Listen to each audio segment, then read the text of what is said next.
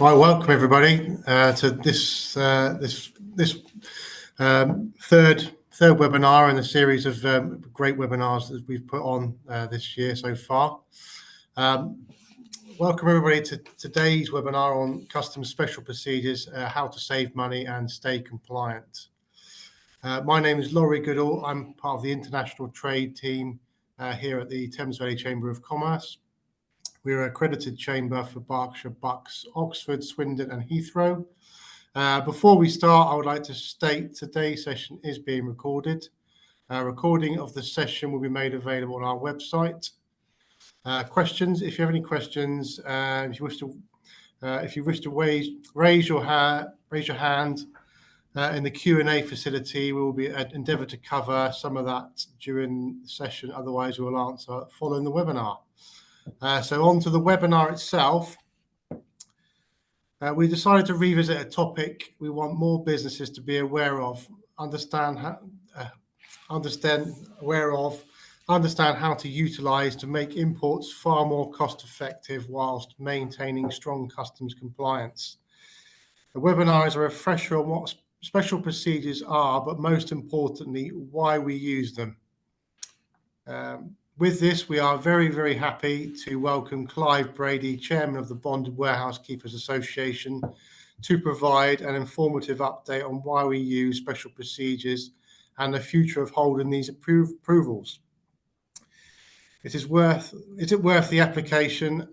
And if you have these approvals, should you keep them?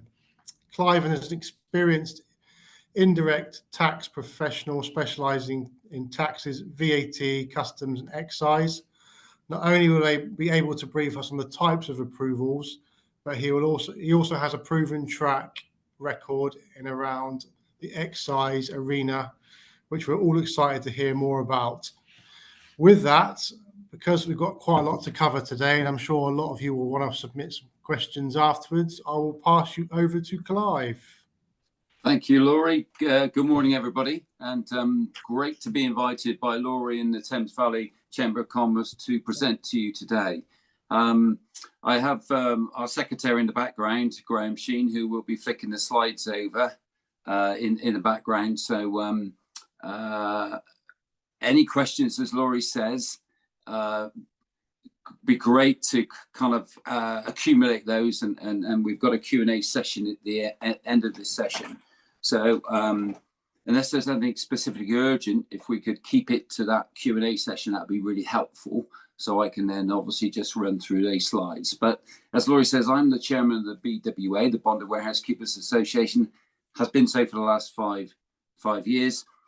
Indirect tax practitioner since 2003, up until 2022, was head of indirect tax for a company called Wincanton PLC, who many of you may well have known. So I'm a tax man, I'm not an operator, but I know how these regimes work and how we maximize these, both in terms of generating economic activity, taking costs out of the supply chain and supporting your business models.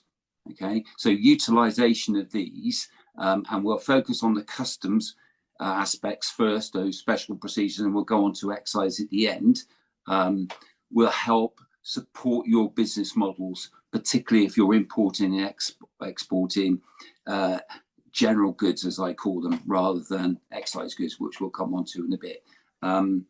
So Graham, if you're with me, can we just flick on to the next slide? Marvellous. So really covered introductions, so we'll cover. Sorry, Graham, can you just go back to that previous slide for me? Sorry, Clive, I'm not in control of the slides today. I believe Laurie and the team have got them. Oh, have they? Oh, apologies. It's okay. Can we just go back to the agenda for me, whoever? That's marvellous. Okay, thanks. We've kind of segregated this into 4 sections, so we'll run through the UK customs special procedures, of which there are 5.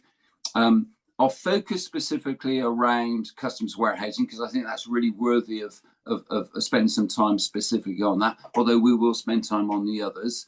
And then I'll give you an overview, a high-level view of UK excise warehousing, which we have a distinct lack of approved space here in the UK. So really want to cover that and just to give you some background to that and how that can support certain business models.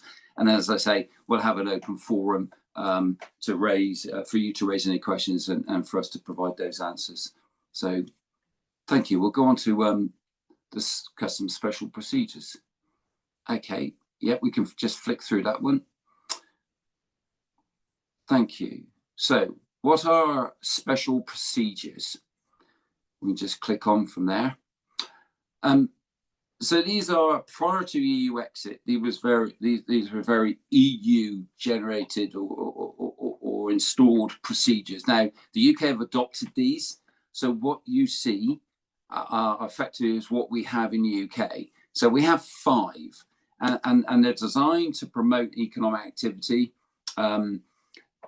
I mean, as I say, prior to EU exits, many countries offer the possibility of suspended or drawing back customs duty. So we're talking about frontier taxes here by means of these special procedures. They can offer cost savings around customs and excise and are universal, but they can have different names in different countries. So although the procedures may be the same across not only the EU, but the world, they may have different definitions, not definition, but different names, but the same definition. So here in the UK, we have 5, and those are customs, or what some people refer to bonded warehousing. We have inward processing, we have outward processing, we have temporary admission, and we have end use.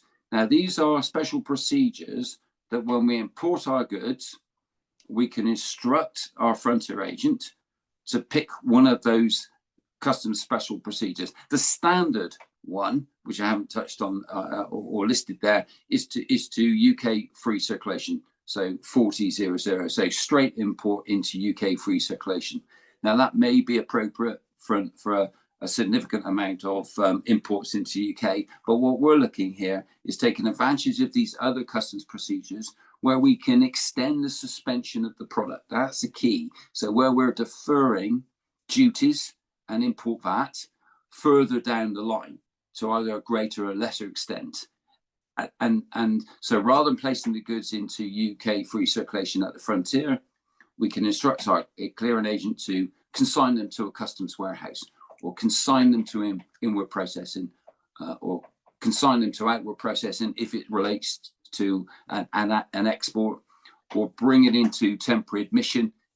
We'll go through in terms of what those likely scenarios are, and also to end use, which are industry specific, but again, we'll highlight what they are.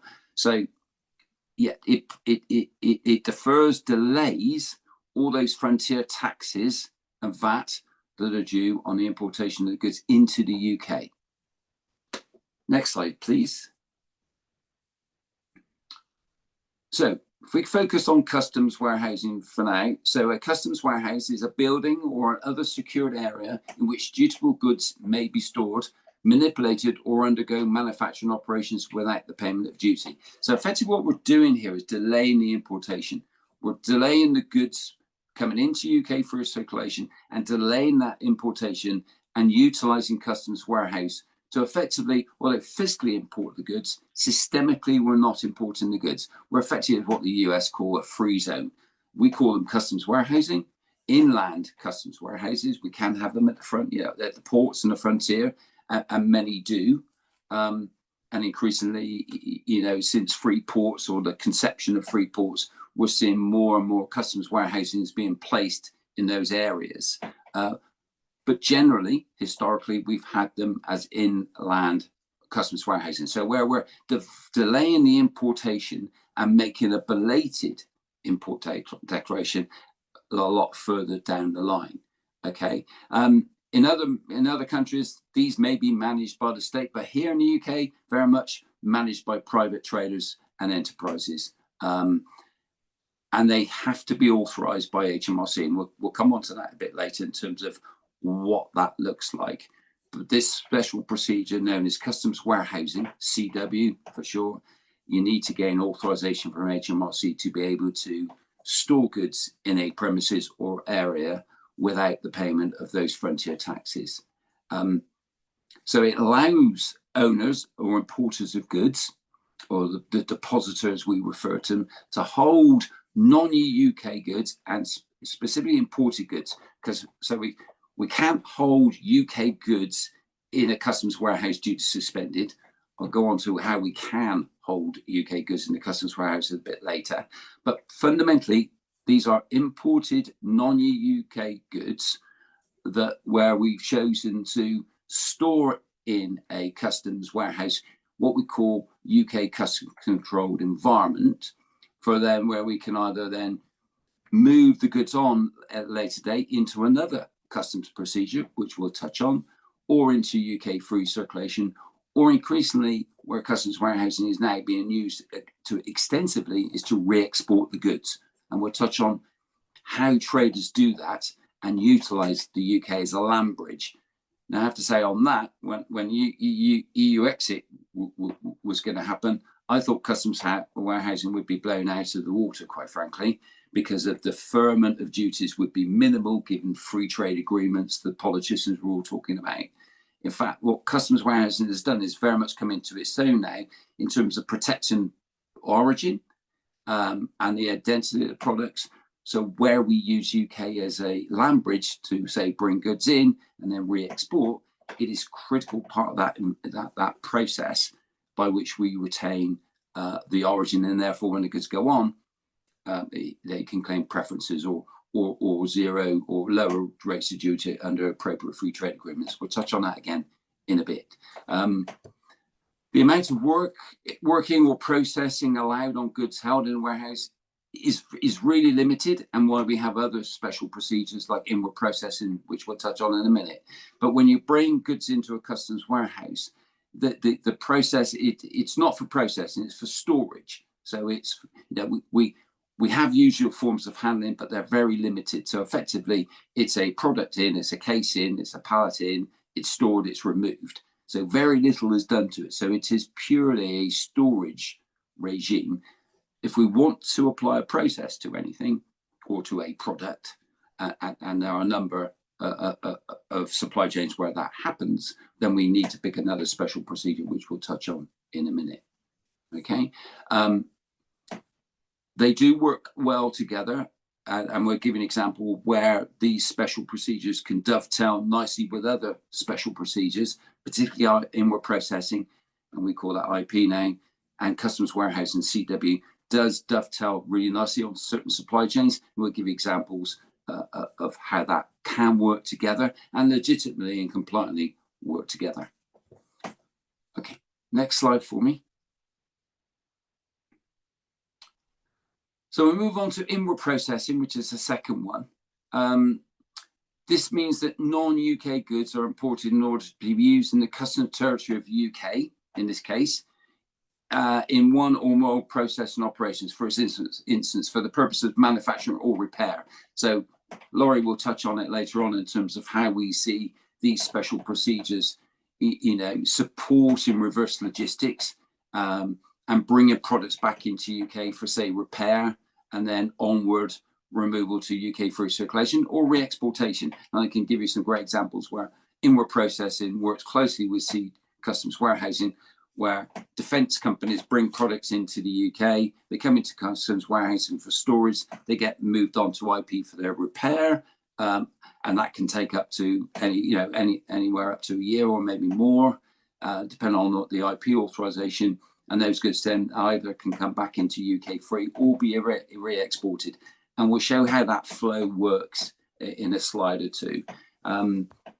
But here, you're bringing goods in to perform a process, not store, because inward processing is not permissible for storage. And we'll talk a slide in the next slide about kind of how long that inward process or that process can take. So HMRC standard approval is like 3 months, but I know you can get extended processes approved sort of at 12 months or beyond, but that's subject to obviously application and approval and authorization. But what we do here is when goods are imported, the goods are not subject to any import duty or other related taxes such as VAT, import VAT. and they're not subject to any of the commercial policy measures. So things like licenses and things like that. So all that's deferred because effectively we're not importing the goods. We're placing the goods into an inward processing special procedure. They physically, although maybe in UK, again, like customs warehousing, would be in this UK custom controlled special procedure. And therefore all the requirements that you would apply to goods being imported in the UK is deferred until a later date, until that belated import.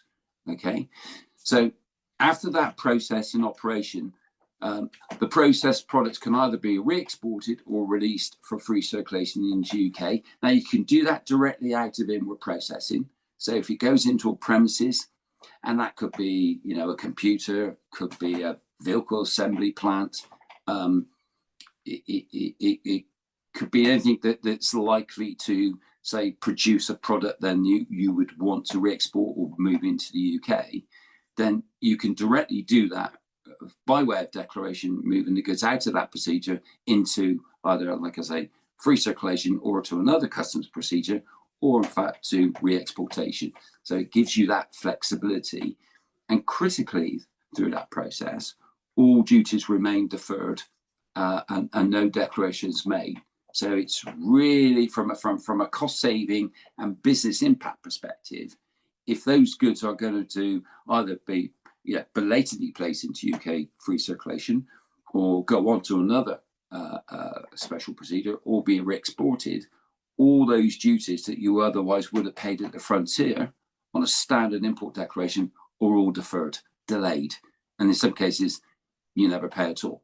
So it really is, and we have a number of members who use this for, food manufacturer, for example, where producers bringing in a product from around the world, processing that product to end up with a finished product, and then either bring those goods then back into customs warehousing or into free circulation, or actually re-exporting their product. So they utilize IP extensively to produce their product, process their product from raw material imported from around the world.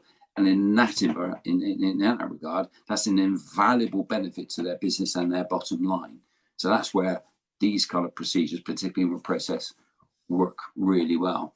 And as I've said there, it is possible to store processed products under customs warehousing or in a free zone, as we call it elsewhere. So once the process is complete, it can't stay in inward processing because there is no storage functionality or capability within IP. You then have to move it from your IP approval or from a third party's IP approval into a storage facility, which obviously customs warehousing would then retain that deferred or UK customs control process. Next slide, please. So again, with customs warehousing, you have to apply for inward processing approval, and we'll touch on that a bit later on.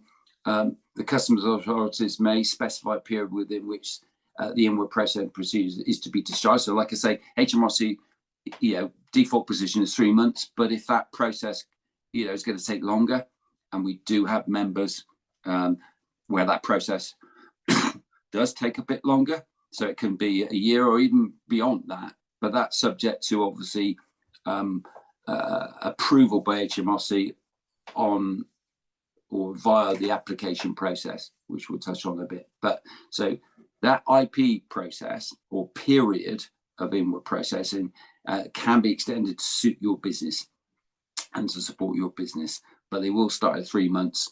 But like give you the example of a food manufacturer, they have a 12-month IP period,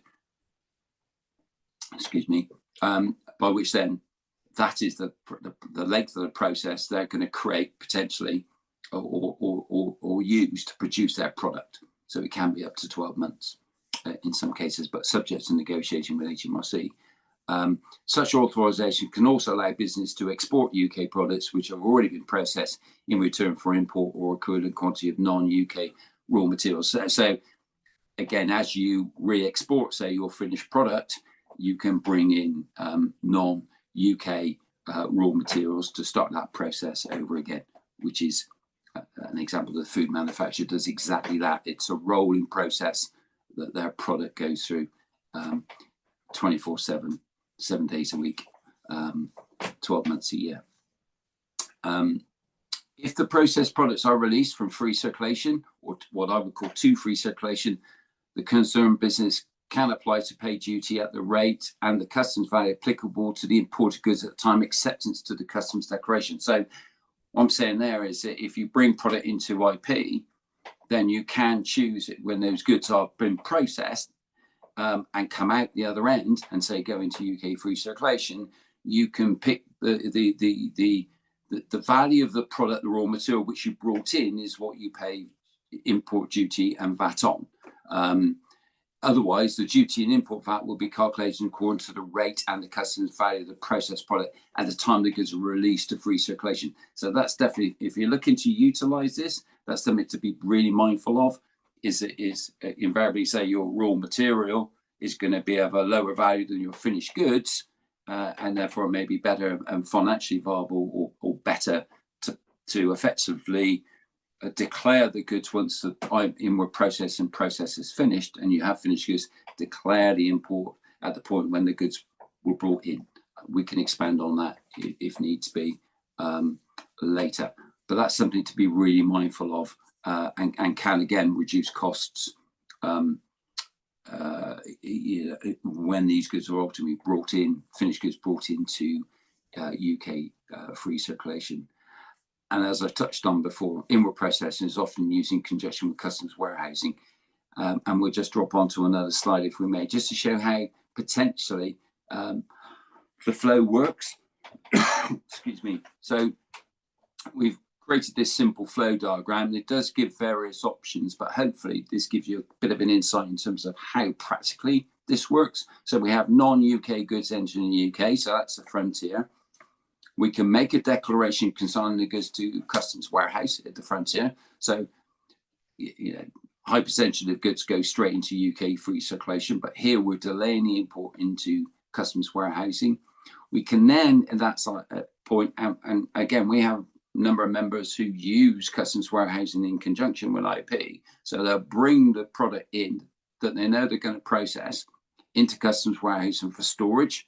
And then once they are ready to process that product, repair that product, say, at that point, then they can move it from customs warehousing via declaration to CDS to an inward processing approval.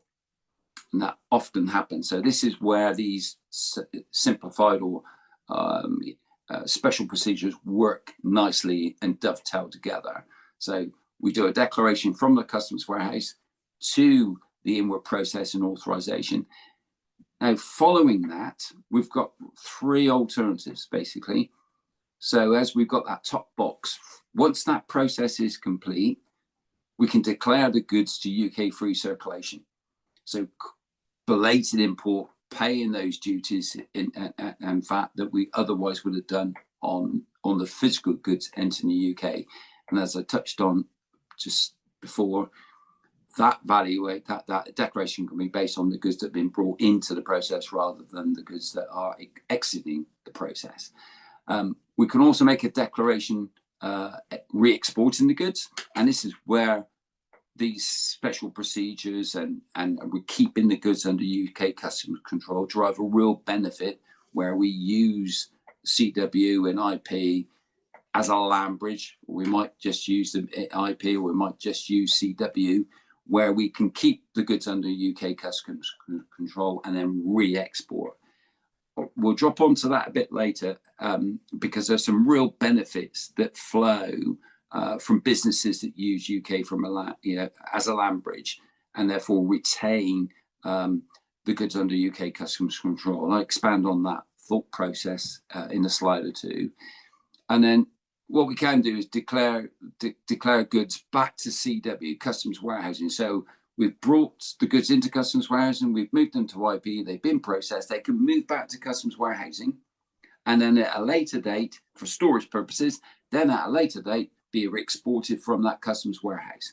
So that's a great little kind of simple flow diagram that shows you the flexibility and options available to us and how we potentially can use special procedures to delay importation, drive savings, either by way of delaying or deferring duties, or prevent any payment of duties at all if the goods are ultimately leaving the UK and exiting, obviously, for passage around the world, either EU or rest of the world. And obviously taking something that I know Laurie will want to talk about is that reverse logistics, bring goods in via that process can also work, bring those back into CW, into IP, and then back into UK free circulation if that's the desired route. So this will work in either way.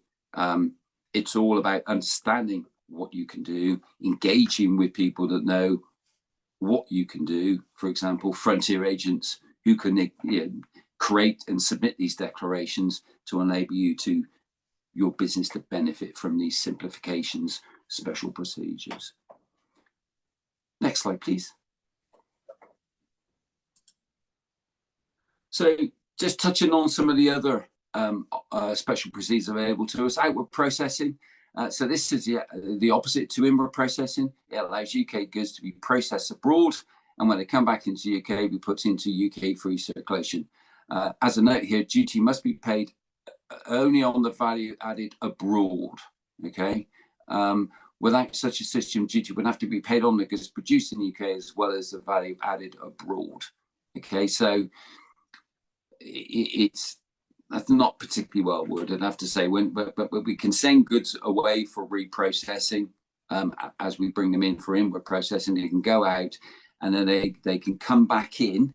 I suppose that applies if the goods are already being kind of UK duty paid or UK goods that get sent out for outward processing, added value. Then those goods come back into UK free circulation. Duty then only paid on the added value that was added in the country to where they were destined and were repaired or improved. So that's something to consider for outward processing. On exports, temporary admission allows goods to be brought into the country temporarily, typically for say up to 24 hours, with the total or partial relief from import duty. So this special procedure is often used for events like trade shows, art exhibitions, or music festivals.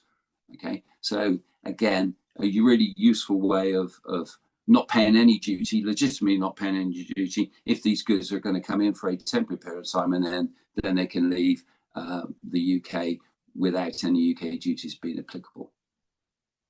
Okay, next slide, please. And then the final one is end use.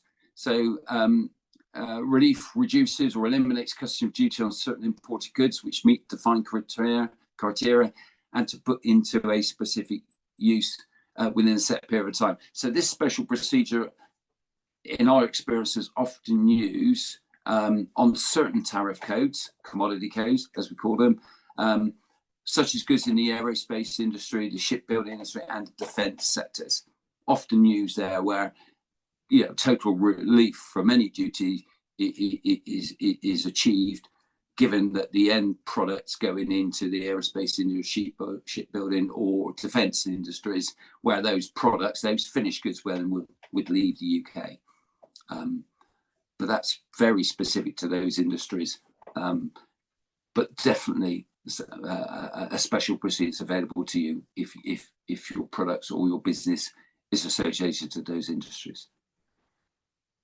Next slide, please.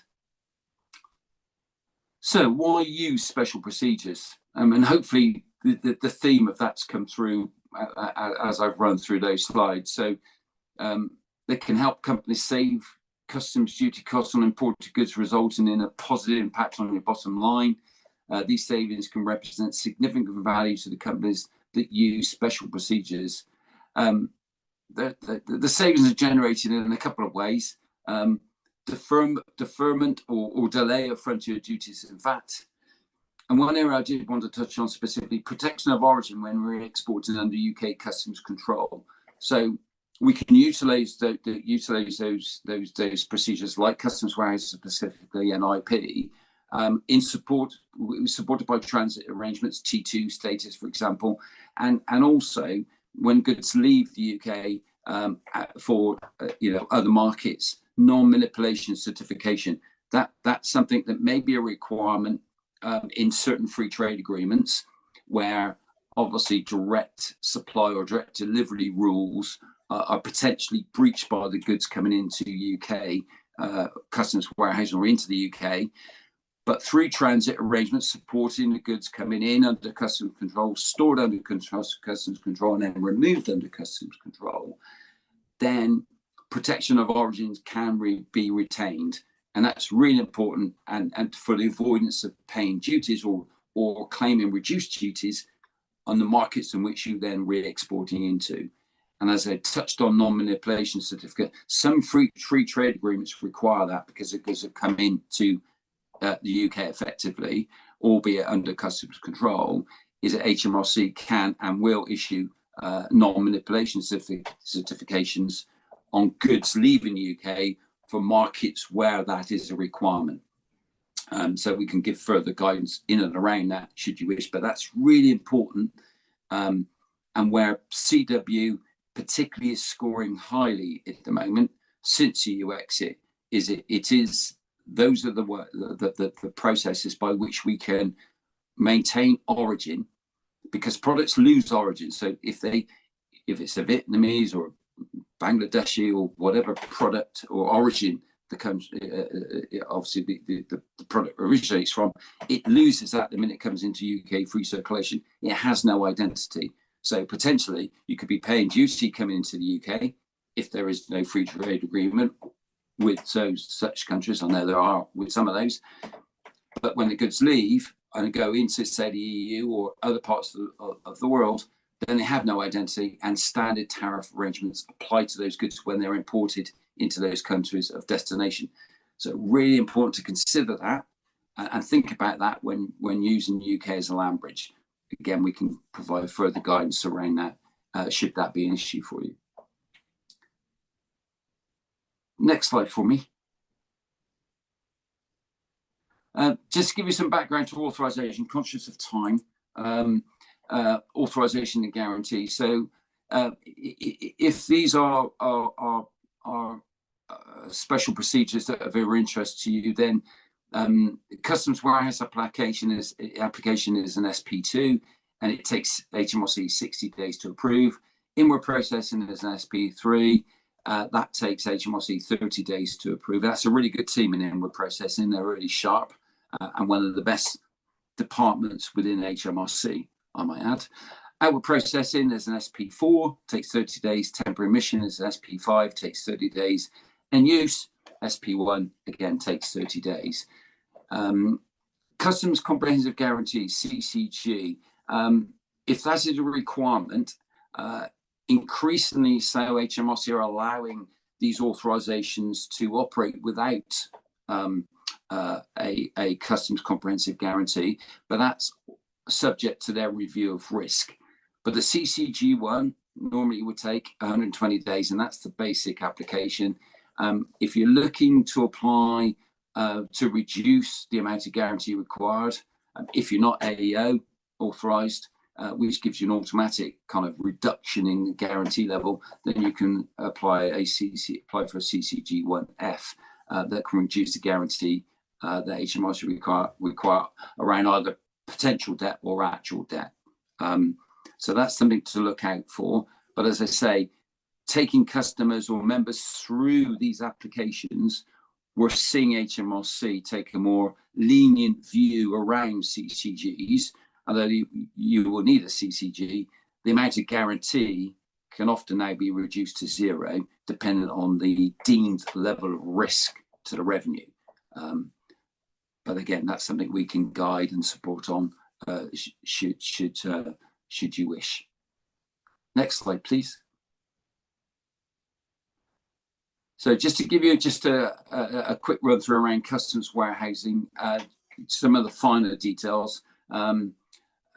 It's one of the 5 special procedures we touched on.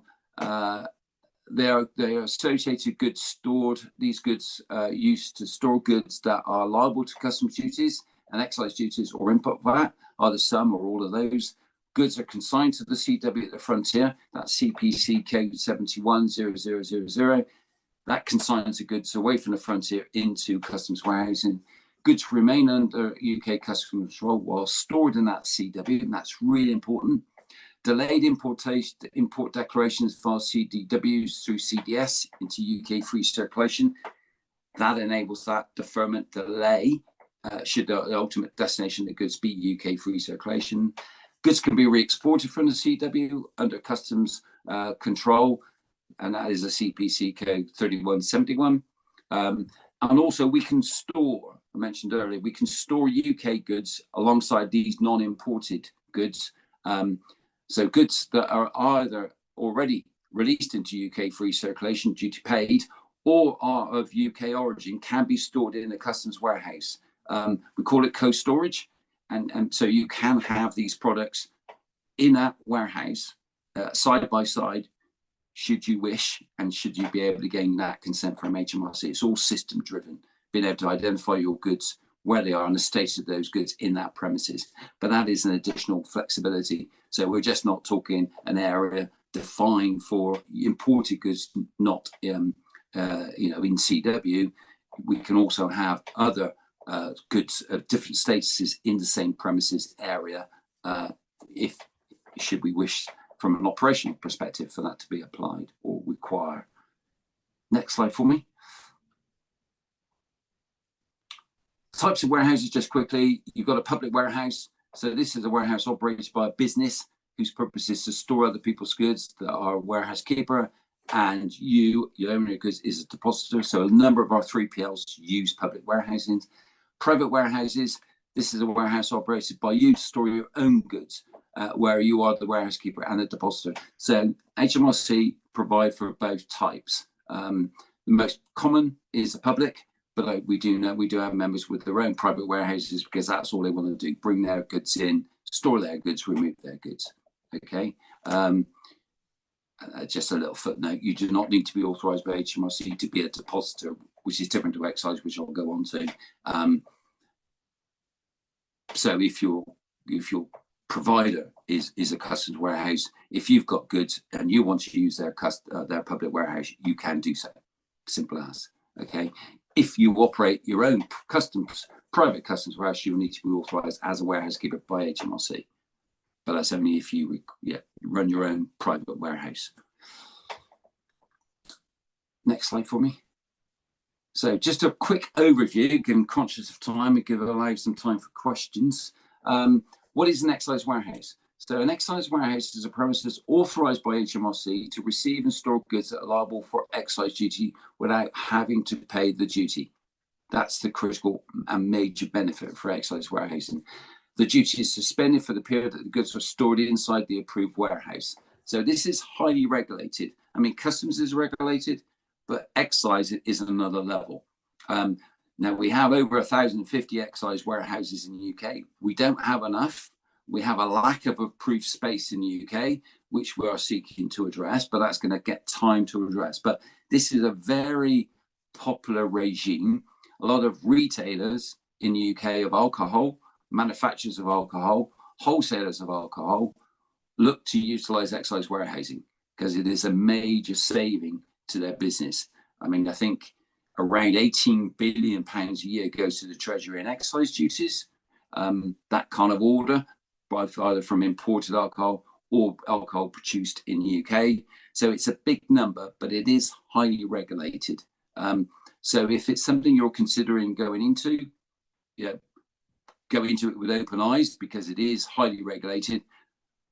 Best advice would be to find a 3PL operator who already is excise approved and who knows all the pitfalls and the requirements that need to be fulfilled with excise warehousing.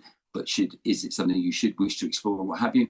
Then obviously we can support and take you through that and raise your level of understanding and knowledge. Next slide for me. So how does excise warehousing work? You must be authorised by HMRC to either operate or utilise a UK excise warehouse. So either an excise warehouse keeper, a registered owner, a duty rep, or registered consignor. The premises must be approved. So going back, so as a trader, if you want to utilize excise warehousing, big difference to customs where you don't need to be approved. Excise, you have to be authorized. You have to be known by HMRC and approved by HMRC to utilize excise warehousing. Now, the only exception to that is wine, where if you are a private owner of wine or a trader in wine in the UK, you don't have to be approved or authorized to utilize excise warehousing. It's a bit of an odd arrangement at the moment. It is being reviewed by HMRC as they're reviewing and modernizing the excise and customs warehousing regime.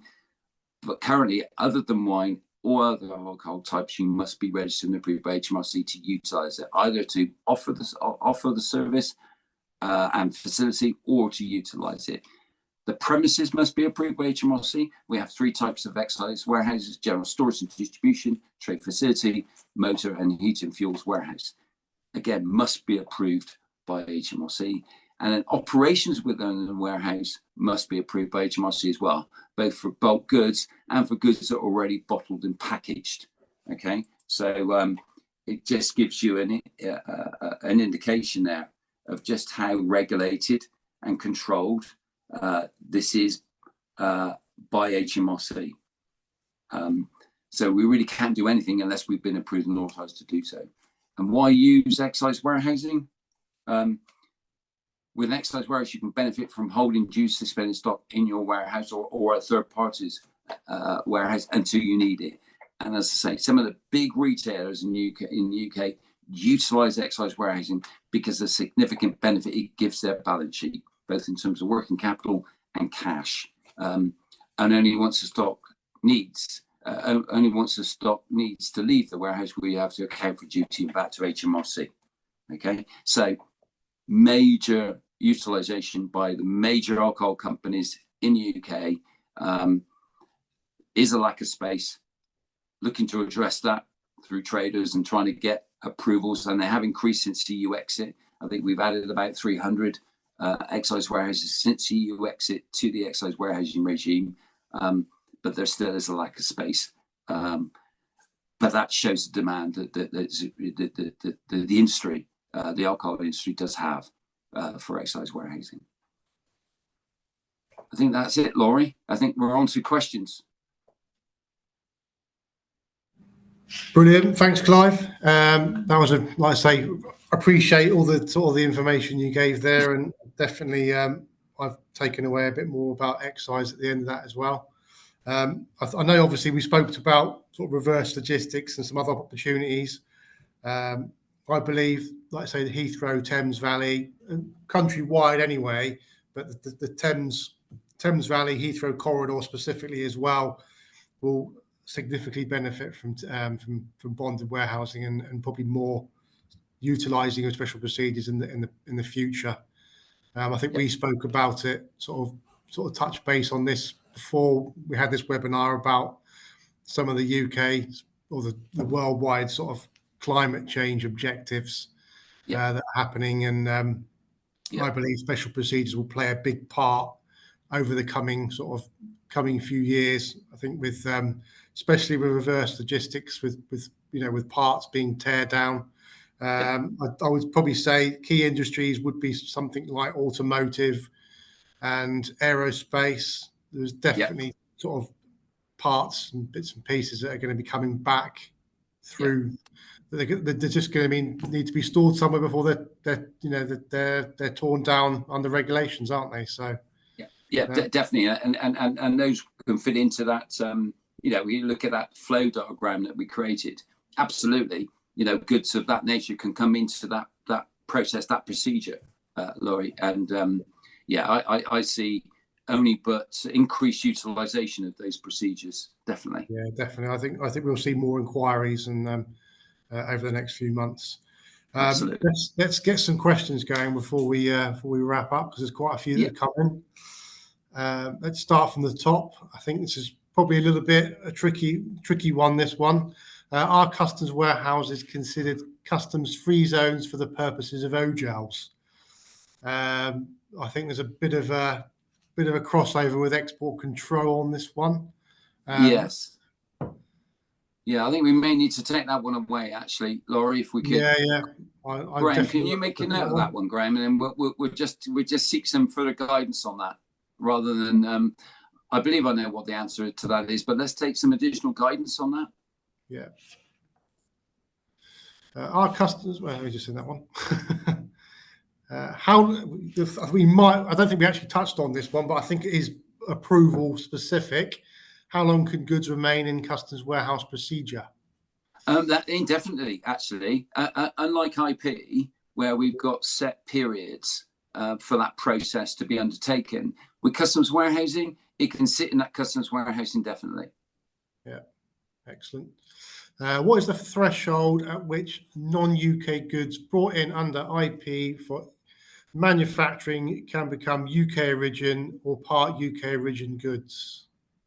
Okay, I should know the answer to that. We'll need to take that one away because we've had that question before, Graham. Yeah. We can probably answer that one as well, but yeah. It's an anonymous attendee at the moment, but if they want to email us, we can answer that one, definitely. Yep. Does OP require the goods to be imported? Does OP require the goods to be imported to the destination country under temporary or special customs procedure? I think it depends on itself, but usually it's better if they do. Yes. It's usually better if we send out OP and they're able to sort of import under IP. IP, yeah. So you get that. Yes, exactly. So you match really effectively. So yes, definitely, I would look to do that. Otherwise, you could be incurring frontier duties, in that country of dispatch. Yeah. I think this one's fairly simple to answer. Is RGR, return of goods relief, no longer available? I think it's very strongly still available. Absolutely, we didn't include it because is it a special procedure or is it not a special procedure? So returns goods relief is very much still available. They're obviously highly conditioned on who can claim that return goods relief, but no, absolutely still in play. But depending on who you talk to, is it a special procedure or is it an additional relief? But no, definitely much still in play and available to you if you comply with all the conditions. Yeah, definitely. Which other questions have we got here? On protection of country origin, if we imported, say, 100 cartons from Bangladesh with a certificate for that, but then exported in smaller amounts, i.e. 20 cartons to Ireland and 50 to Germany, will it still retain its origin if it's not an exact match to what was the original certificate? Really good question, and we've had some issues since. Talked about origin protection fair amount as well in the past. If I've got some questions I'd like to touch on as well. Yeah, that's a really great question. I believe it's all about evidence. But if you read the customs rules, kind of as they're written, then the consignment needs to be retained as a whole and then dispatched. But we're particularly into Ireland, they are really receptive about that consignment being broken down, provided you can evidence that of the original consignment and provide supporting documentation, because you're going to have it's probably going to come under T2. This one would be T1, I guess, because it's Bangladesh.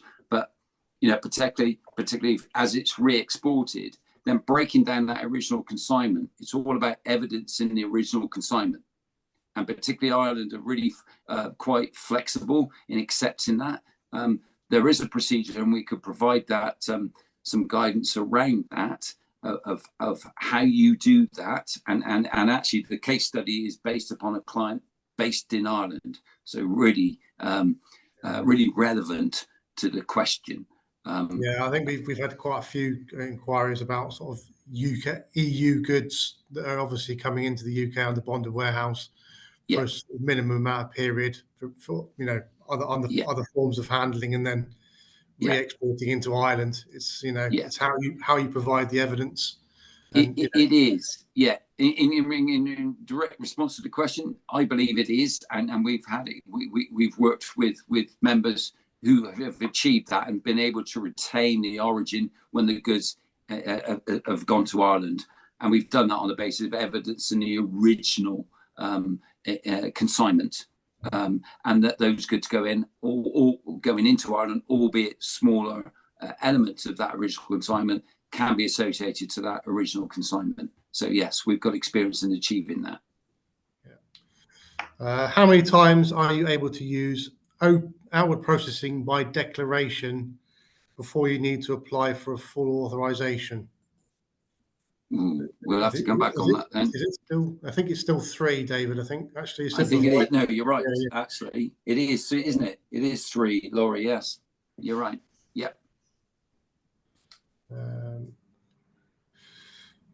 Do you have any advice on using bonded warehousing for the protection of origin, as we have had issues of HMRC approving or retaining of origin for exports into the EU from our bonded warehouse to help us benefit from existing EU trade details with other countries? Yeah, it's, where we've seen this really work, as we touched on in the slides, really well, is where transit can help support that. That movement, and also this non-manipulation certification. Look at that, because that also it is really helpful, and we got a number. And EU are actually playing on that big time, quite frankly, at the moment. Whereas they want these non-manipulation certificates as issued by HMRC to evidence that the evidence of goods origin. So that's definitely something to look at. Yeah, I think I'll tell you why. The way I stumbled, and I think it was depending on the trade deal as well, whether you can actually do it. I think the non-manipulation certificate is kind of backing that up as well. So it is. So looking at transit to support the movement coming in and supporting the movement leaving, as well as obviously dovetailing with CW, but obviously look at those specific free trade agreements and the requirements around direct deliveries or direct consignments, and we're seeing that non-manipulation certificate required increasingly so. Yeah. Okay, brilliant. I've got a couple more I'm going to try and get through before we finish. Yeah. We purchase goods from the EU, we bring them into our customs warehouse, then we clear for export to go back to the EU. Do we lose their preferential origin? Is there a way of they can be exported without losing, and therefore our customer in the EU does not have to pay duties? I think we've kind of touched exactly that earlier, but just to reiterate that again. Yeah, absolutely. Look at the transit, look at how the goods are coming in, look at how the goods are being re-exported. So it's between a combination potentially of transit and that non-manipulation certification. Yeah.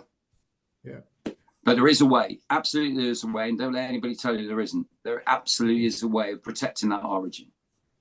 Yeah. If goods are being released out of inward processing, would you just do one entry per week? How could you do it per release? Yeah, if goods are released out of IP, would you just do it one entry? I think you can be flexible around there. The member we've got, it's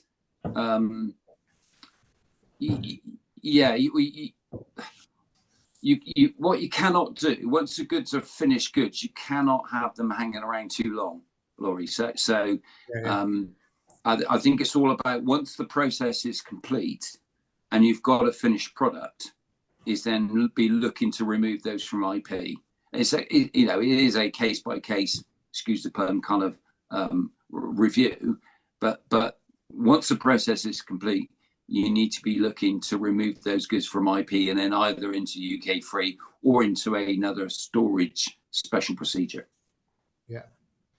I've got a few questions, sort of the pre-questions that came in as well, just before we finish. Using postponed VAT accounting, surely I would not need to use inward processing relief, or does this conflict to VAT ownership rules? I wanted to sort of touch base on this quickly because we've had a few inquiries on this. Right. I know postponed VAT accounting is coming; it's a brilliant thing, but don't be fooled into thinking you don't need IP for certain products. No, exactly. I mean, yeah, IP. You know, if your goods are coming in, I suppose IP isn't about you know necessarily deferring. I know we touched on it, deferring VAT or import VAT. You should look to use PVA to wipe out the requirement to pay that import VAT. Okay, you should absolutely. So if you're UK VAT registered and you are the importer of the goods, which is the key point here, if you're an importer of the goods and you're VAT registered, you should apply for PVA on every import, irrespective of where it's going. Okay, and then what you're looking at is IP is all about then the customs duty. Yeah, in terms of either the deferral, delay, or eradication of that, if you like. If that ultimately the goods are then going to be re-exported once they're finished and processed. So, no, I think the two are separate issues, and you should look at inward processing and postponed VAT accounting in a different, as two different issues. Is that helpful? We stumbled across it a lot with non-ownership as well, because I think people were trying to import goods that they didn't own and then trying to use PVA. That's when we believe, obviously, we help out people with IPR. So yeah. Super. Yeah, and then an IPR, and I guess that's where IP then benefits in the sense that you're never importing it, you're placing it into a customs procedure, and ultimately, if it's going to go back out, then that obviously, as you rightly say, you don't touch PVA, then do you? Don't touch the import VAT. Yeah. The only last question I've got is, if you've got a bonded warehouse set up already, is it easy to upgrade that to an excise warehouse? Really great question. And when we talk about bonded warehouse, we're talking about a customs warehouse. It will be helpful in terms of when you make that excise application, but it isn't an extension of a customs warehouse. It's a separate authorisation. Really important to understand that. So mere fact that you're known to HMRC and you have a customs warehouse authorisation will help that application. But because you've got a customs warehouse, will you get an excise warehouse? No. It's all about complying with the condition. If you can comply with the conditions of Notice 196, whether you have a customs warehouse or not, you will secure an excise warehouse. Okay, but it would help, Laurie, because you're known to HMRC, and if they're comfortable enough to approve you as a customs warehouse, one would hope you'd have the right, structure, processes, knowledge, secure warehouse to gain the excise warehouse approval. Yeah, I'm going to try and squeeze in two more questions because I think there might be good ones for you to answer. Right. If you employ into customs warehousing and will export at some point, will you still have to pay the duties? So say that again, Laurie. Doesn't look so clear, is it? If you import into customs warehousing and will export at some point, will you have to still have to pay the duties? No. No, that's the whole point of warehousing. Absolutely. So as long as those goods come into customs warehousing, and they are kept under UK customs control in that customs warehouse, and then they are re-exported using the CPC code 3171, which is really important. So that's an re-export out of UK customs warehousing. Then there is no liabilities crystallised. Yeah, I think the other question we had actually just answered the same question. So excellent. Good. Brilliant. No, thank you very, very much, Clive. I think that's brought us nicely to a sort of firm hour. I'll leave you just to sort of talk about the bonded warehouse very quickly. This is the warehouse association. Yeah. Graham, do you just want to say a few words about the association since you're our secretary? Yeah, certainly can. So we kind of exist to support any business that's involved in excise warehousing and or customs warehousing as well. And we provide a range of services, like could be guidance, training, networking events, lots and lots of different things that we do for our members. So there is more on the website, and you can see that on the screen, which is www.thebwa.com. So please feel free to get in touch or at least go and have a look. And any questions, then please contact us. Excellent. Thank you, Graham. Brilliant. Just from me, sort of our next up and coming webinars, working with our Chamber Trade Academy, our suppliers declaration is sufficient for providing origin of the export of goods. So that might lead you to some of the stuff we were talking about briefly earlier, but that's on the 18th of April. And then we've got another great webinar for sort of small businesses, that are starting exporting, funding and business opportunities. Just put on to the next slide.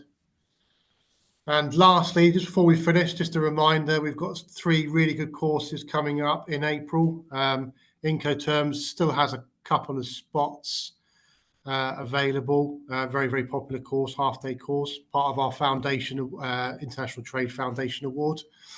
We've still got loads of spaces on methods of payment. I think that's a great course, especially in this specific time, with like problems with the Suez Canal and for businesses that obviously feel they're at risk of being paid.